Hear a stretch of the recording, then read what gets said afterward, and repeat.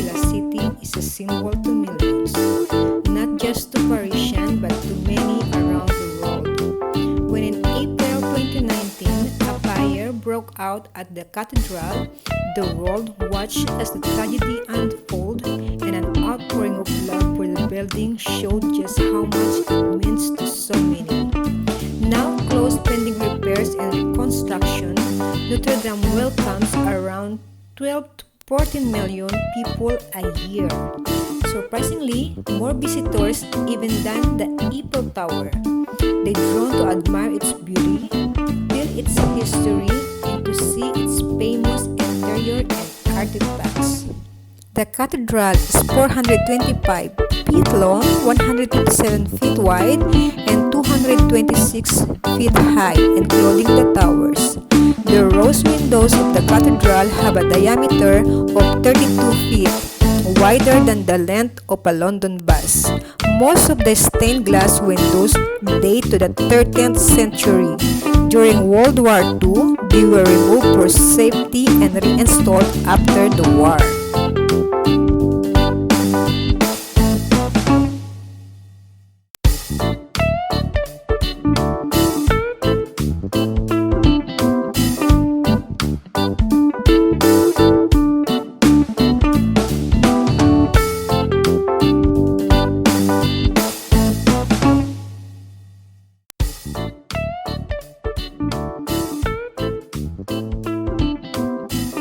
The Eiffel Tower is a wrought iron lattice tower on the Champs de Mars in Paris, France.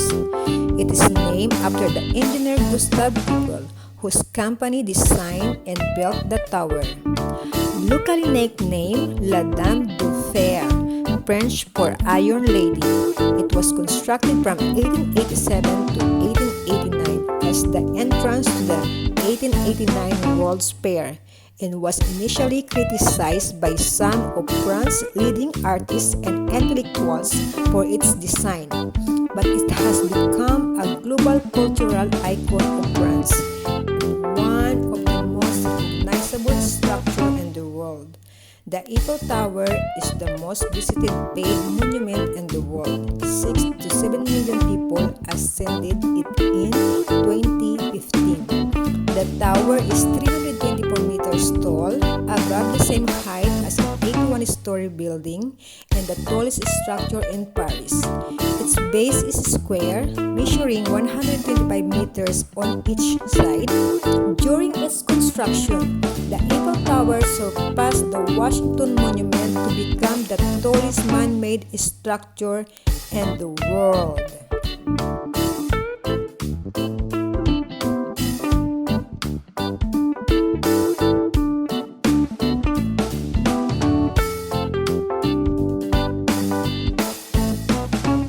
The Arc de Triomphe, located on the former Place d'Étoile Star Square, now Place Charles de Gaulle, named after the 12 avenues that surround the monument and from a star.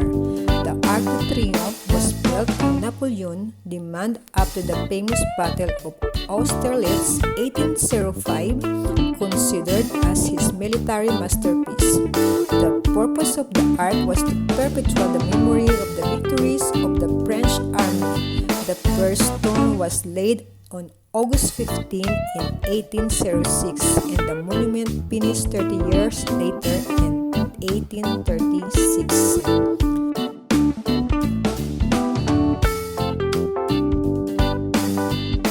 Champs-Élysées is 1.2 miles or 1.9 kilometers long, and it's the most beautiful and well-known avenue in Paris. It connects Arc de Triomphe with the Place de la Concorde and is considered the world's most famous avenue. The obelisk of Luxor was installed on the center of the Concorde Square in 1836 by the King of France, Louis Philippe. It was a gift to King Charles X by Mehemet Ali of Egypt. Place de la Concorde is located between the Champs-Élysées and the Tuileries Garden, and because of its elaborate history, it is one of Paris' most evocative public space. The square is the largest in Paris and the country's second largest after Place de Quincampoix in Bordeaux.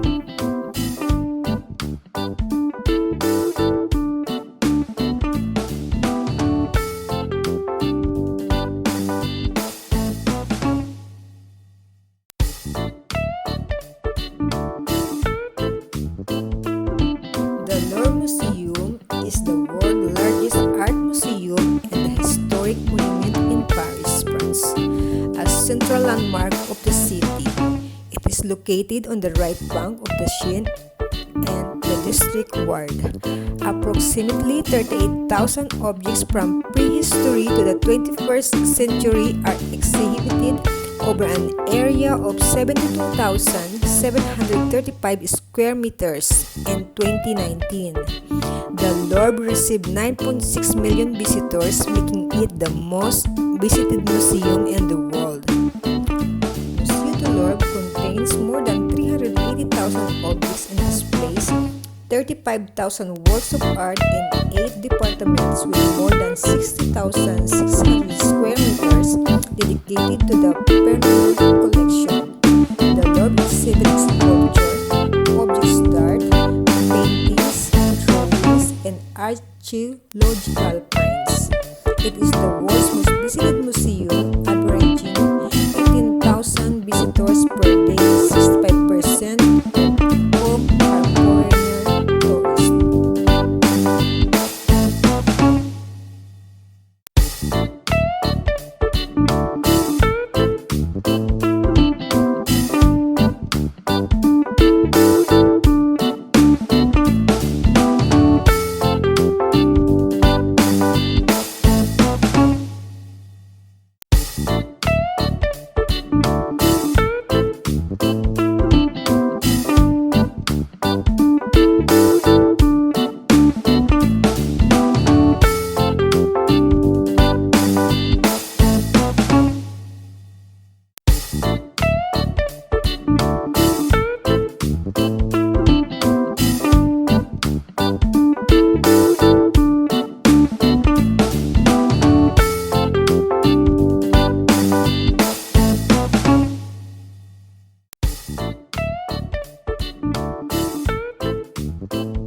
Joan of Arc or Jeanne d'Arc, nicknamed the Maid of the Orleans, is considered a heroine of France for her role during the Lancastrian phase of the Hundred Years' War and was canonized as a Catholic saint.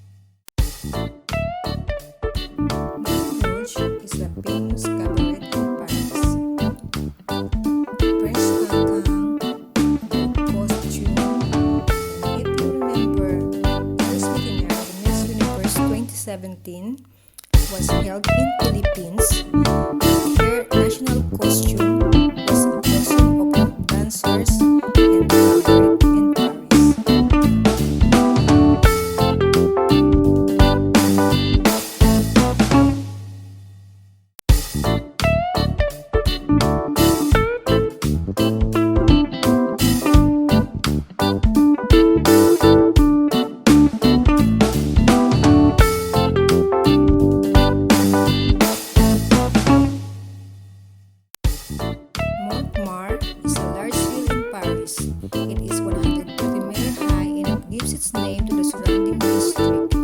Montmartre is primarily known for its artistic history, the wild dome basilica of the Sacré-Cœur and its summit in the nightclub district.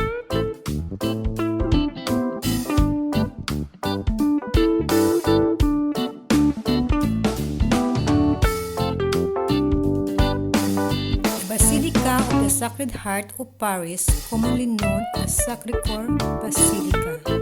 Sacré-Cœur Basilica is located at the summit of the Butte Montmartre, the highest point in the city.